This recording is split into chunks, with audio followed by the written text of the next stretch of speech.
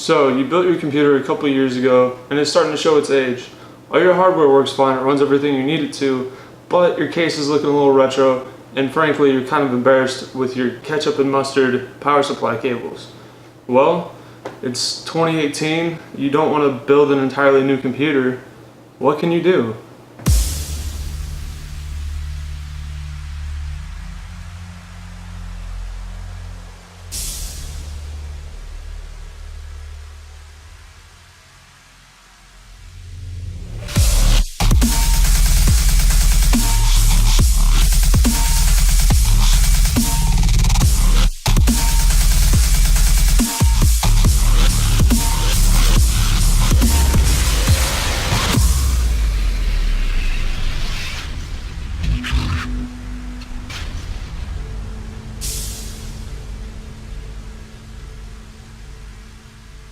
So this build was brought to me by a friend of mine. Him and his wife like to game together, and her computer had been built about 5 years ago. It's a micro ATX form factor, and it was put in this case that had very little ventilation and next to nothing for cable management. So it just had the factory power supply cables ran all over the place, and no side window or anything. It was super dirty and it was time for a good cleaning anyways. So he said, hey, I'm trying to get ready for Fallout 76 coming out. We'd like to play that together, but I'm not sure her rig can run that. So in the process of rebuilding the computer, I did replace the 960 mini that was originally in there with a Gigabyte 1060 GPU. So like I said in the intro, it's 2018, there's RGB, there's nice builds everywhere. And your build is stuck in 2012, what can you do about that? Well, to refresh an old build, it really doesn't take much. Buy an updated case, something relatively new, or at least looks new, not those crazy space boxes, weird looking things from 2012 or 2013. Lots of modern cases are very sleek and very simple, very enjoyable to build in, as well as looking nice. So a new case, some power supply cable extensions, such as these green ones I went with in this build, really make a huge difference. Not to mention newer fans. Older fans were predominantly just DC, there was no pulse width modulation capabilities, and they were like a solid one color LED, if at all. Most of them were pretty noisy and they're just not that great. So he was able to pick up these easy DIY fab fan set for about 40 bucks for a pack of 5 with a controller. So most older motherboards don't have any kind of RGB 50/50 header or really any kind of ability to control RGB lighting. So fans like these are really convenient because they have their own controller, so you don't have to worry about trying to tie it into older software and potentially run into compatibility issues. So these fans are great for case ventilation. I wouldn't recommend them for an AIO or anything because they are fixed speed.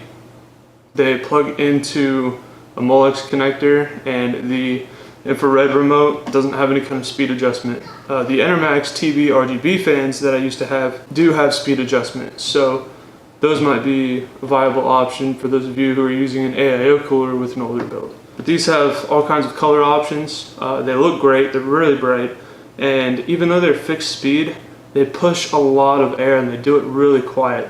So that's really nice, especially for 40 bucks. So a new case, potentially some new fans, and some cable extensions is really all it takes.